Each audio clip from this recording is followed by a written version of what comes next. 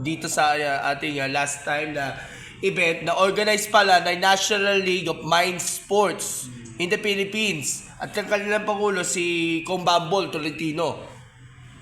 Yes po. So yung basically yung record niya is World record.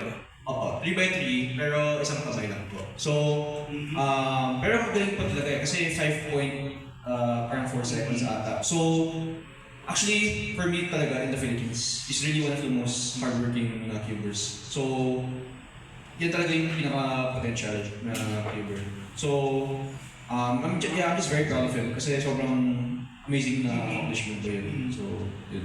And last time, you hold a workshop sa mga kabataan na rin. If I could remember, sa may SM Sangandaan. Yes po.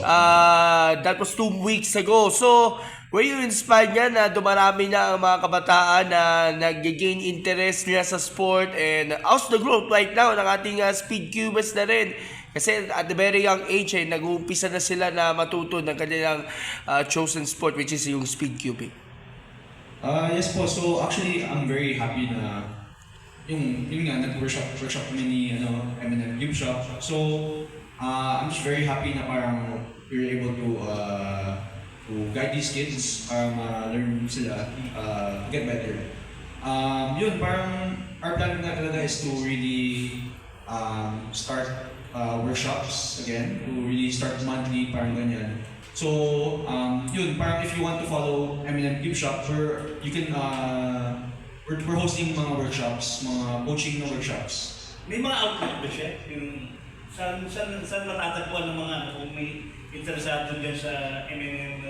So, sa Facebook po, check niyo po yung M&M Cube Shop. Hindi siya tindahan or something? Hindi, online yung store. Okay. Kala ko parang Shopee. Parang shop siya na nag-o-offer ng mga ganyan. Then, at the same time, pwede ka mag-train.